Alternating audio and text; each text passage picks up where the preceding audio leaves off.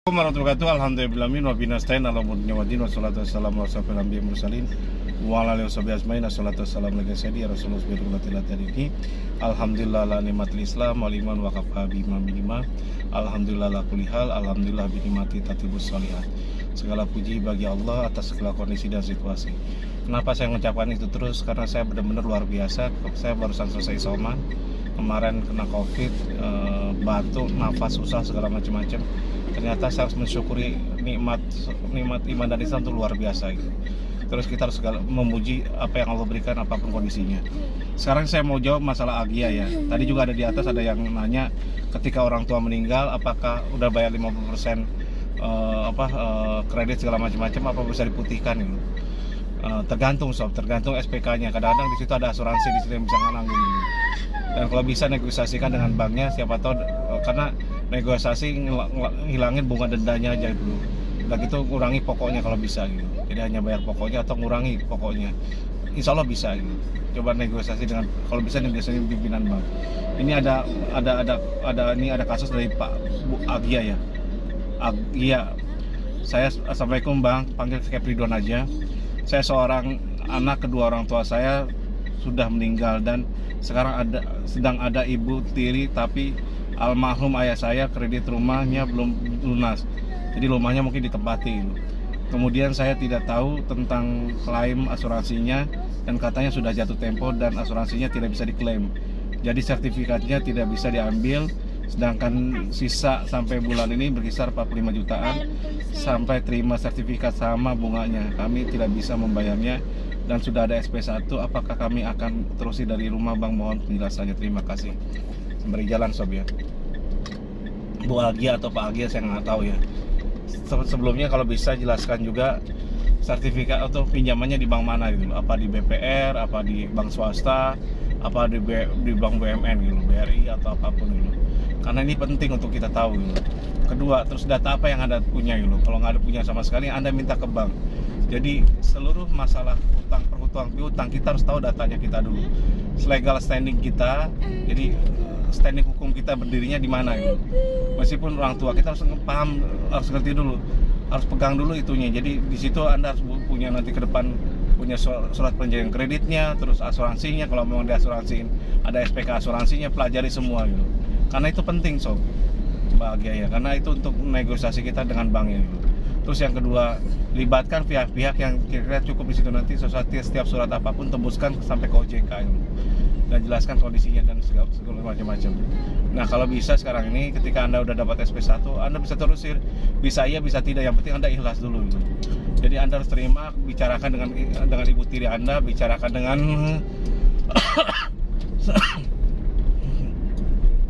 kakak sama adiknya, solusinya gimana gitu. Karena nanti ke depan selesai masalahnya kan itu ada hak kepemilikan gitu loh. Jadi siapa, jangan sampai Anda udah capek-capek gimana terus tetap kepemilikannya nggak jelas. Harus jelas dulu kepemilikannya gitu.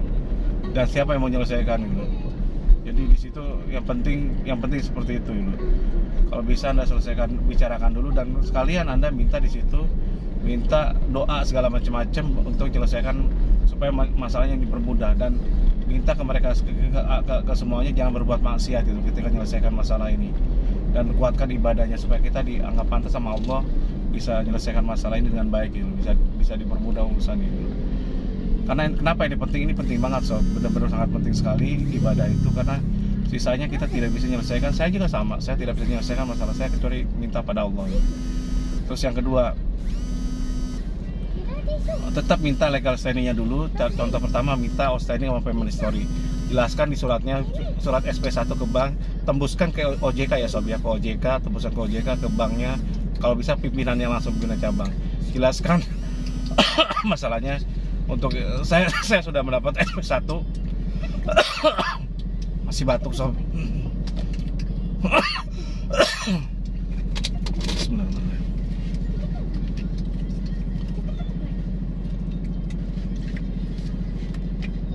Efek COVID masih ada sob.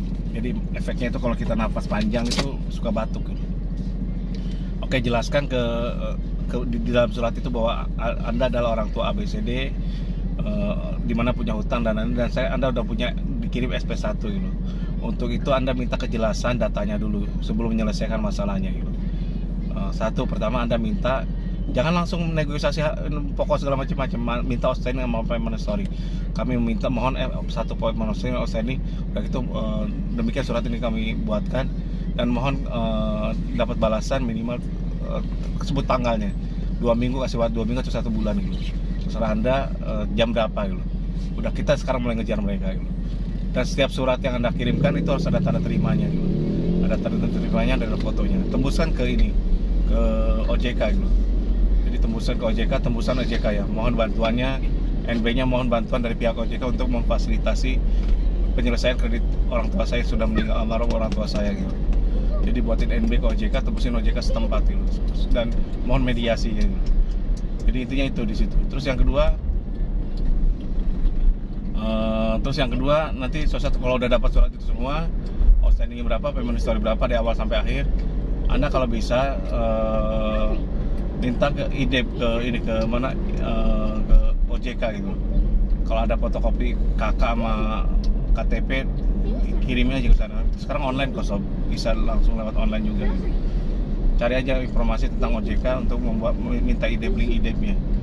Terus yang ketiga, setelah dapat semua, Anda kirim SP2 di situ Anda minta kelengkapan. Pertama, satu minta SPK gitu, perjanjian kredit dari awal sampai akhir, termasuk asuransinya. Kedua minta SPK asuransi karena ada asuransi apa tidak di situ. Kalau memang tadi Anda bilang katanya asuransi apa, bank pasti punya ininya, punya SPK-nya gitu. Asuransinya mana, fotokopinya. Terus yang ketiga Anda minta SHM yang udah legalisir oleh bank gitu. SHM-nya orang tua Anda, karena Anda kan nggak punya pasti. Terus yang keempat Anda minta SKMHT dan kelima APHT-nya. Jadi perjanjian roya segala macam-macam di situ minta SKMHT sama APHT gitu, dengan notarisnya.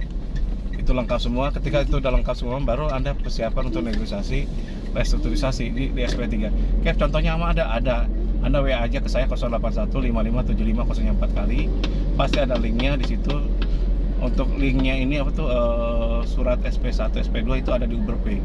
Kalau link WA grupnya di SKDA 081, dia tuh di WA grup SKD aja.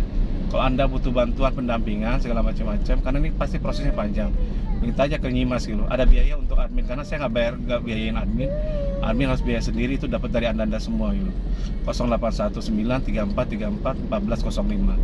Tanya ke Nyimas, Mbak Nyimas saya mau ikut pendampingan. Kalau gratisan saya jawab seperti ini gitu. Dan Anda harus lihat di YouTube saya aja. Anda nanya aja terus di ini langkah-langkahnya. Nanti saya jawab lewat YouTube aja. Supaya ada kebaikan bagi banyak orang gitu. Saya nggak bisa nangani satu-satu orang karena satu hari saya terima telepon bisa 100-an gitu. Dan ini pun saya pilih-pilih kira-kira yang jawabannya lengkap baru saya jawab. Kalau nggak mau saya jawab. Demikian dari saya, mudah-mudahan bisa membantu. Saya harapkan jangan putus asa dulu, kuatkan ibadahnya. Anda yatim piatu. Saya akan bantu Anda, doa Anda aja, mudah-mudahan Anda bisa selesai masalahnya. Kita berdoa buat Anda semua ya. Kalau salah saya banyak salahnya, kalau kurang banyak kurangnya. Wabillahi taufiq wal hidayah. Wassalamualaikum warahmatullahi wabarakatuh.